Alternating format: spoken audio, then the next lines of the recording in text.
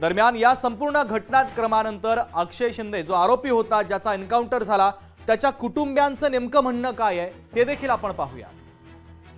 माझ्या पोराला मारून टाकले ते लोकांनी, पोलीसवाल्यांनी मारून टाकले। त्यांना कोणतरी बाहेरून त्याला कोणतरी काहीतरी करून त्याला मारून टाकले। शेवटचं बोलणं काय झालं होतं तुमचं? माझा मुलगा बोलला की मम्मी मला कवा सोडणार तुम्ही?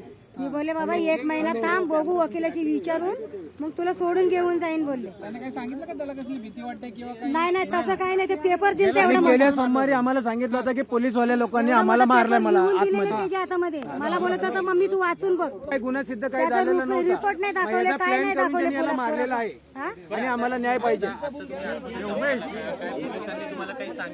काहीच सांगितलं नाही, काहीच सांगितलं नाही आम्हाला। आणि हे प्रकरण दाबण्यासाठी त्याला मारलंय, हे प्रकरण दाबण्यासाठी। मारले ते पोराला बंदूक कसं पकडायला येणार?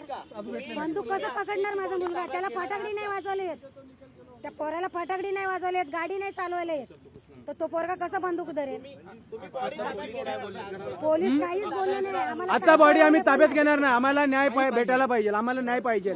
आम्ही बॉडी ताब्यात घेणार नाही आणि याच्या चौकशी व्हायला पाहिजे पूर्ण आजपर्यंत। आणि शाळा प्रशासन पण याला जबाबदार आहे आणि याच्या शाळेतले जेवढे हातबांधे असतील तर त्यांना पण शिक्षा व्हायला पाहिजे। तर या संपूर्ण प्रकरणाची चौकशी व्हायला पाहिजे असं आरोपी अक्षय शिंदेच्या कुटुंबियांचं म्हणणं आहे।